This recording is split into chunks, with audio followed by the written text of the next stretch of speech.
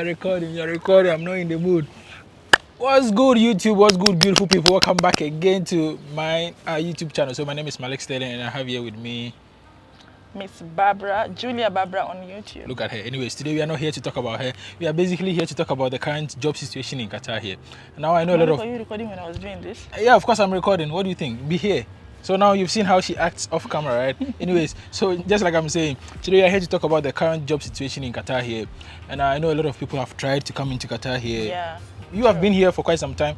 I've also been here for some time now, and with our experiences, we want to talk about some factors that we think are leading to the cause of, jobs going like on a low. There are fewer companies recruiting, and even with the companies that are recruiting, back then they would recruit you and they would pay for your visa, your tickets and everything. Now guess what? I spoke with one manpower recruitment agency. They said the companies don't offer tickets anymore. That is even why the service fees are so expensive. Yeah. The service fees are so expensive. Imagine you are coming to Qatar, you try so hard to get a job that is going to pay you, let's say 1,800, and you are paying a service fee of $1,300. Yeah, and again you have to pay for your ticket as well. That's too much. And I'm sure at some point it will come to reach a point that you'll have to pay for your accommodation. Right, you'll have to pay for your, like what you said, I think it's inclusive with the medical and everything, which is... Sponsorship is going to be difficult in the coming days. It will, because... the future, I think, in Qatar. Yeah. A lot of construction, because guys, what was making like Qatar to have a lot of jobs before, it was because of the World Cup. We all know that Qatar held the 2020, like the FIFA World Cup was held in Qatar. Which year was it held? 2022, guys. You forget already? Yeah. It was, Malik, I don't know if you noticed, but it was just a short period. Like everything, people who are outside felt like we enjoyed it, but I didn't get to enjoy. I think maybe because we were working. We were working. We were very busy all over the place. We didn't get to enjoy the World Cup. But anyway, guys, before the World Cup, Qatar was doing a lot of constructions. A lot of things was happening in Qatar. They needed people to come and work here. But now, since the World Cup has ended, there are no jobs. Not meaning that there are no fully jobs, but there are jobs. It's not impossible to get a job. Of course, it's not impossible. But then you won't get a job easily as you could get before. But also before, Malik, you have to know. But a lot of people are working under contract of 6 months, 3 months.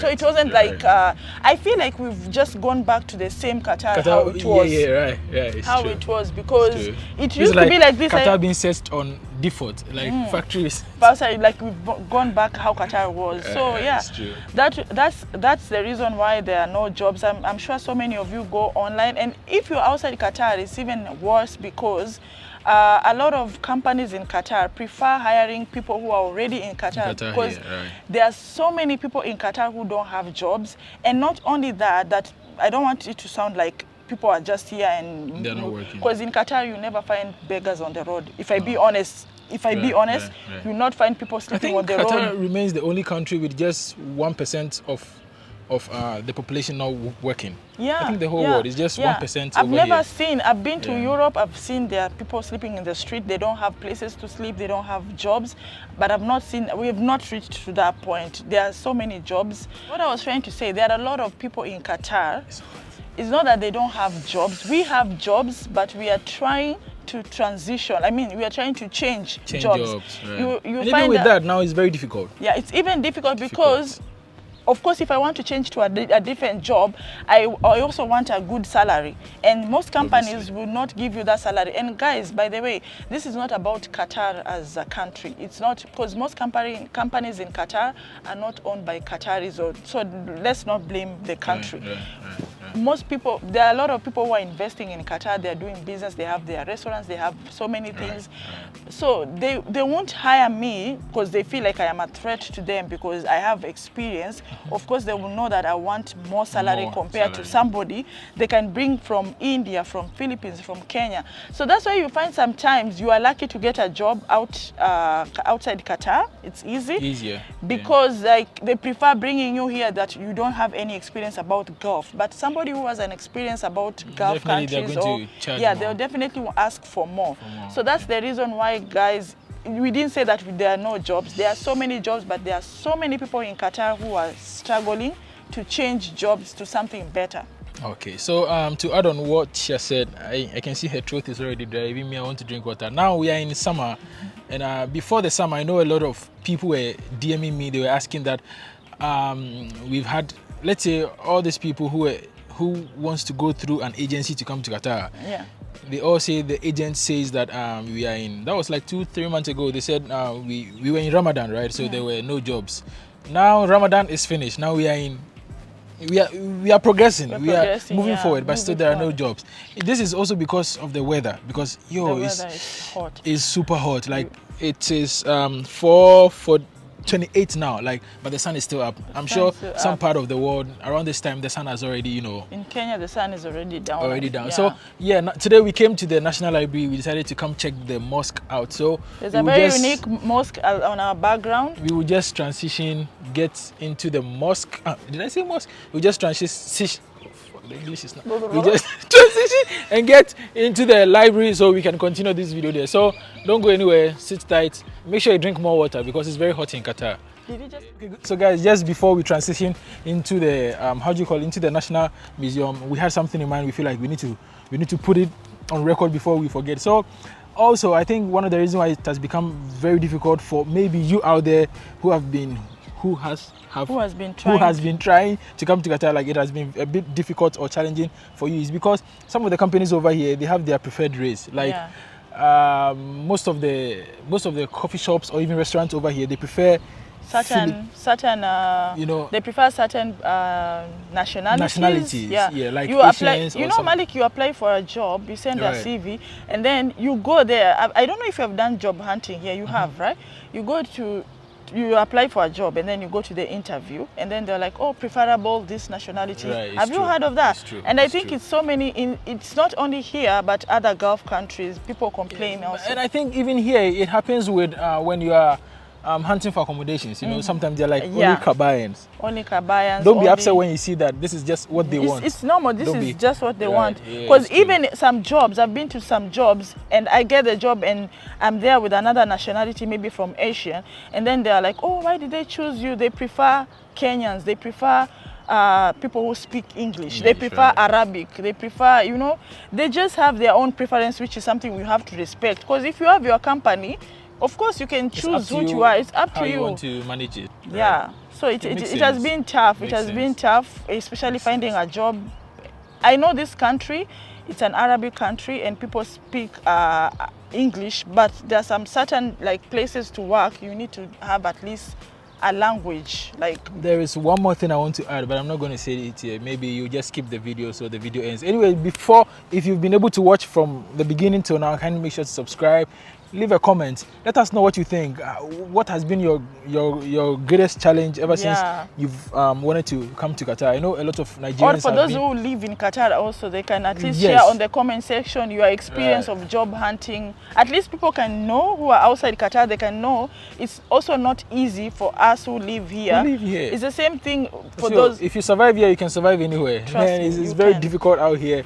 We are sweating. I'm sweating almost everywhere, but we still need to come outside and do this video for you because, you know, Qatar is hot. Qatar is hot. I was about to say it's boring, but we're still recording. So guys, it's not that we are trying to discourage you, but we're just trying to make you understand the situation in Qatar at the moment. Sorry for the noise. It's just, as you can see, Qatar is very developed. It's like, it's growing. But in terms of jobs, it's not that we are trying to discourage you, but we're just trying to give you this thing, like you just have this thing on the back of your mind that if you're not getting a job, just know this is a situation here, this is what is going on, like what is it affecting, so that you don't feel discouraged, you know, because a lot of people here, like I said, we are struggling to find other jobs as well. So and I think also one more thing that I'm going to add is the CV. When you're applying for a job over here, I'm going to give you a few tricks that, you know, I've been working hand in hand with some travel agencies, and some of the things that I've been able to learn from them so far, I'll tell you for free. No need to pay anything. Yeah. We are here to help you guys. We are here to help you. Don't feel discouraged. Please go subscribe to her YouTube channel. Her name should be popping up somewhere up there right now. So like I was saying, Malik as well, Yeah. I normally see people on the comment section asking like, can you please get me this job, blah, blah, blah, blah, blah, blah, blah, blah. Like, I know how, like, a lot of people want a job. That's why we are doing this video. Don't take it in a negative way, take it in a positive way, to just have an idea of what is going on. If you're outside Qatar, then this is what is going on. And we're not trying to say that there are no jobs. There are jobs. There are jobs around, but there just are jobs. That if you're up to any salary, there are jobs. Maybe you have your preference and your preference hasn't been met yet. So you just need to keep searching a bit harder. Yeah, and that's why we always say, I think start somewhere. Start somewhere. Don't just assume like, okay, because it's a beautiful country. People also have not realized is that Qatar here deals with a lot of experience. You know, the more you live here, the more experience you get. Yeah, because most companies, if you go to them, they will just ask you one question about your experience. Like they want to know how long have you been working here, what have you been doing. That that is a good thing about Qatar that I like, because if you have experience, at least they can pay you more from your experience. So at least I always tell them, come with any job, and then once you're here, you can change to something better. Exactly. Yeah. Exactly. So guys, we are almost at the library. So we'll make our way into the library because it's so hot outside. It's so hot, we need to get something those people cold over there are cooking. Okay guys, so we are back again.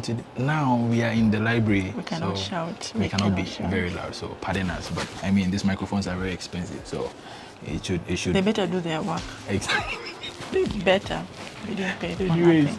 Yeah, so just like we were saying earlier on, now if you ever plan to come to Qatar and maybe you want to apply for a job online by yourself, now with the conversations that I've had with the few agents that I've met here, they said sometimes, especially Africans, you know, like we've been through a lot, we have a lot of experiences. So let's say, even I'm sure you've also done that before. Let's say you're applying for a job as a makeup artist, and then you include that you've been a waiter before, you've been a secretary before, you've been a receptionist before.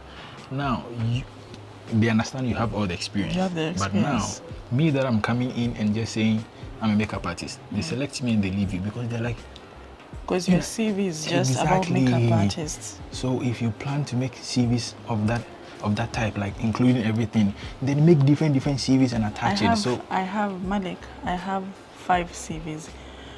Calling nursing assistant, I'm there with my CV only about nursing. So calling a waitress, I'm there with my CV about security, I'm there. Cleaner, I'm there.